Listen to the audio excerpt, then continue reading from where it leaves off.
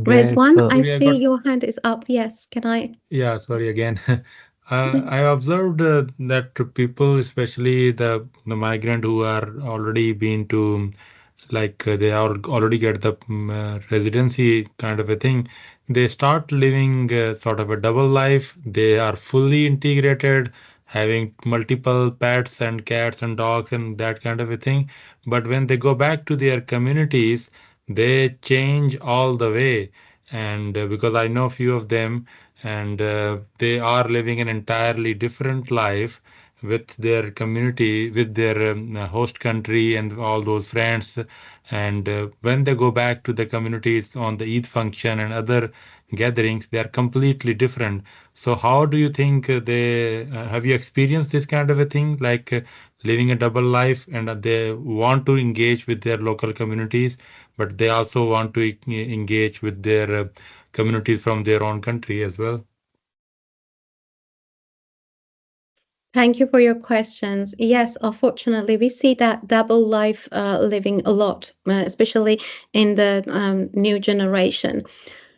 What I mean, new generation, I mean the alpha generation, our generation, because we want to engage with the social norm in here in the UK, and then we have our social values in back home. So there are differences, and we have to accept who we are, the way we are living in here. It wouldn't be accepted in back home.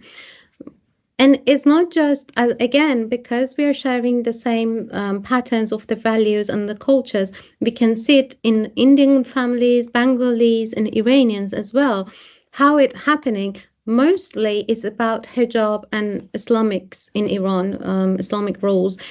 I had participants who because in my research, I had to record their drawings. It was an art-based research, and were scared to not to show that they are not wearing the hijab. And when they go back, they wear the hijab and they pretend that they accept it fully, but just to not to make their parents disappointed. So yes, we do have this, and it becomes a part of their identity. But the problem starts when it's not accepted for themselves and it hurts them. Some of the participants, they accept it. Some of the norm, it's acceptable. They see it and they understand it. But some people, they judge them, and that's painful, and it affects their personality as well. My question was regarding not going back, living while in UK or New Zealand and Australia. So they are living double life with their colleagues, with their new friends from the host country.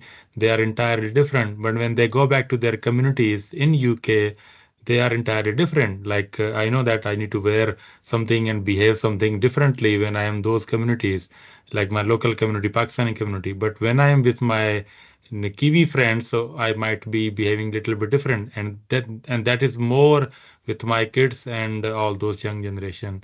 So not going Yeah. back all the way. I don't take all my shots, definitely, but within here, Yes. living while living here. Have you seen this kind of a thing?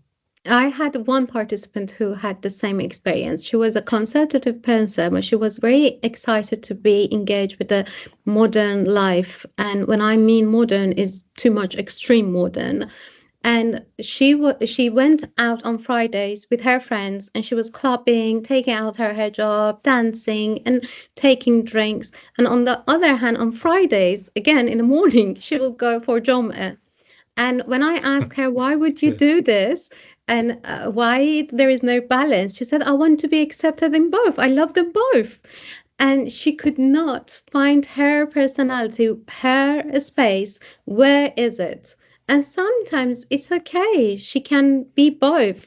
But pretending, I do not agree with it. I feel like you have to come with one identity and present yourself, but sometimes presenting yourself as a whole would not be accepted. I think the community's culture needs to be ready to accept this kind of behavior.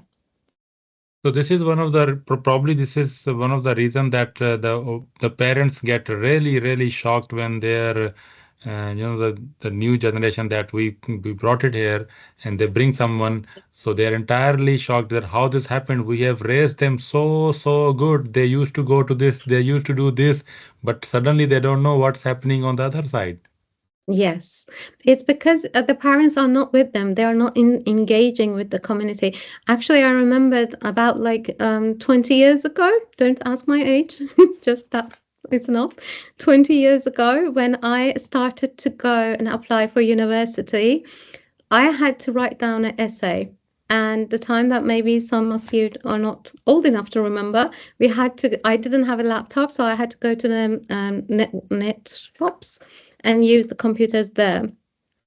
And I did. I went there and I started doing my work. But it was a rule in my family that I have to come back home before the dark. And the dark, it was like 3 at night. It was London and I couldn't finish. I was crying that I couldn't finish my coursework. And the next day, when I presented to my teacher, he was like, "You're bringing lame excuse. Who would say that?" And he wouldn't understand. So I had to adjust myself with my family and the social responsibilities that it was on me. Even for that, my father was educated in UK and he did his masters in UK, and we were living here more than 10 years.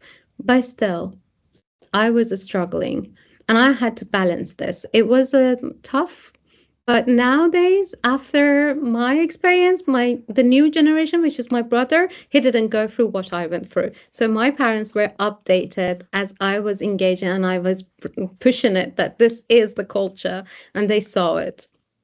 But not too many people are lucky as me that their parents accept the change and change their perspective. Thank you, Uri. I take it that we need to accept the change. Thank you so much. Very good answer. Thank Thank you. you. You're welcome.